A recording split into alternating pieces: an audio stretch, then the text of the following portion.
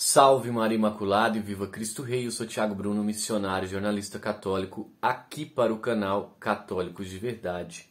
Hoje dia 2 de julho e a palavra de Deus ela está no Evangelho de Mateus 9, do 14 até o 17. Naquele tempo, os discípulos de João aproximaram-se de Jesus e perguntaram: por que razão nós e os fariseus praticamos jejuns, mas os teus discípulos não? Disse Jesus: por acaso os amigos do noivo podem estar de luto enquanto o noivo está com eles? Dias virão que o noivo será tirado do meio deles, então, sim, eles jejuarão. Ninguém põe remendo de pano novo em roupa velha, porque o remendo repuxa a roupa e o rasgão fica maior ainda. Também não se põe vinho novo em odres velhos, senão os odres arrebentam. O vinho se derrama e os odres se perdem. Mas o vinho novo se põe em odres novos e assim os dois se conservam. Palavra da salvação. Glória a vós, Senhor. Enfim, mais uma vez querem questionar Jesus, porque os seus discípulos não jejuavam, e ele é brilhante na sua resposta. Se nós estamos com Jesus, com ele, aprendendo com ele, não há sentido em jejuar. Deus está ali. É momento de aprender, é momento de festa. Porque a lei, ela era uma coisa, naquele momento, que servia como algo a se fazer, mas não algo como se viver. Os fariseus, na sua grande maioria, eles viviam a lei, mas não viviam a lei. Ou seja, eles faziam as coisas que a lei pedia, as regras, eles viviam as regras, mas eles não viviam o que Deus queria que eles vivessem, que era verdadeiramente o sentido da lei, que era viver o amor, que era viver a justiça.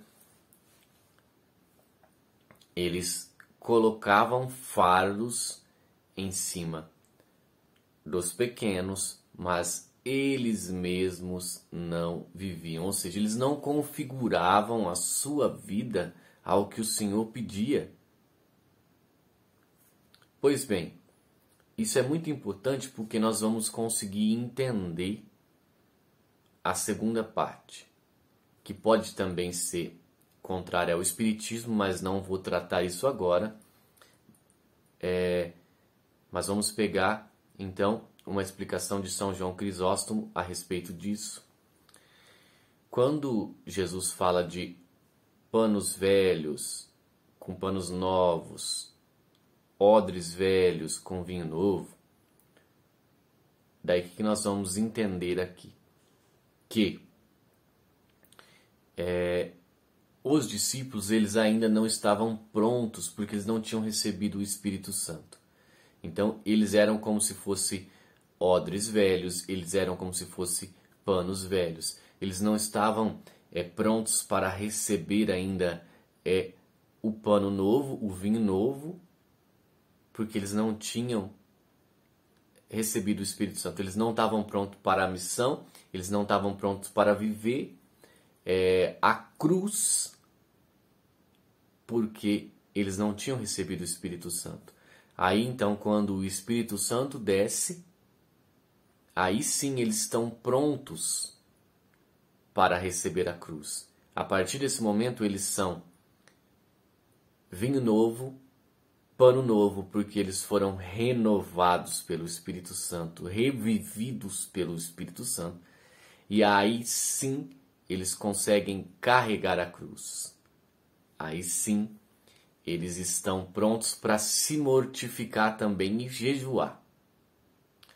E essa palavra é uma prova que o Espiritismo ele é incoerente, ele é contrário ao que a Bíblia ensina. Mesmo que existam, que eles queiram colocar um evangelho segundo Allan Kardec. Esse evangelho é fraudulento e mentiroso. Então, podem até falar, nossa, mas os espíritas praticam a caridade. Que bom que praticam a caridade. Mas praticar a caridade não quer dizer que você vive a palavra de Deus. Porque é o que eu acabei de dizer. Os fariseus, eles viviam as regras, mas não viviam a palavra. Entenderam? Não é porque eu sigo uma parte do que a Bíblia ensina que eu vivo a Bíblia, que eu vivo a palavra. E por isso que a heresia da libertação, né, a chamada teologia da libertação, é tão burra, é tão fora do contexto. Ela deturpa a palavra de Deus. Aí a gente pega um padre igual o padre Júlio Lancelotti, que é tão apoiador dessa heresia da libertação, dessa teologia, que apoia tudo de errado contrário à igreja. Quando o vereador invadiu a igreja, ele apoiou. Agora que um cantor teve o seu show cancelado porque admitiu viver uma vida diferente do que o catecismo da igreja indica na sua condição, ele também vai lá e faz um post apoiando toda essa situação. E daí aqui a gente entende que essa heresia da libertação, essa teologia, ela é completamente herética, burra e contrária à palavra de Deus. Não é porque ela quer fazer a caridade, que ela ensina a caridade, ensina a opção preferencial pelos pobres, que ela vive o evangelho no seu contexto integral. Não, não vive. Viver um pedaço do evangelho não consiste em viver o evangelho todo. Viver um pedaço do catolicismo não consiste em concordar e viver com o catolicismo completo. Entenderam? Existe uma diferença muito grande. E hoje o achismo ele faz com que as pessoas achem que possam viver uma parte sem viver o resto. Não existe meio católico, não existe meio cristão, não existe meio servir Jesus, porque aí você será vomitado. Aí Jesus te rejeita.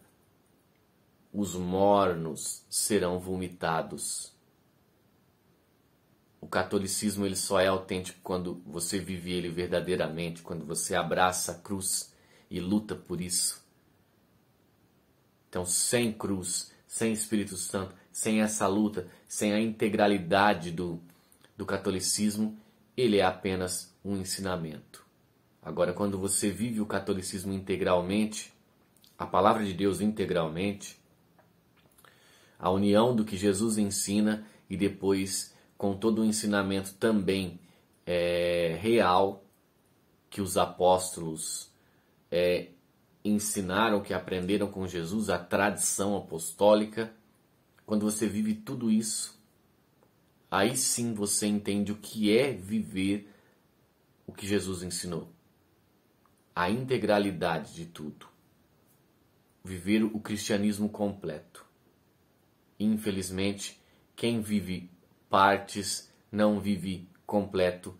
Esses estão fora, porque Jesus já falou, não sou eu que está dizendo, Jesus já disse que os mornos serão vomitados.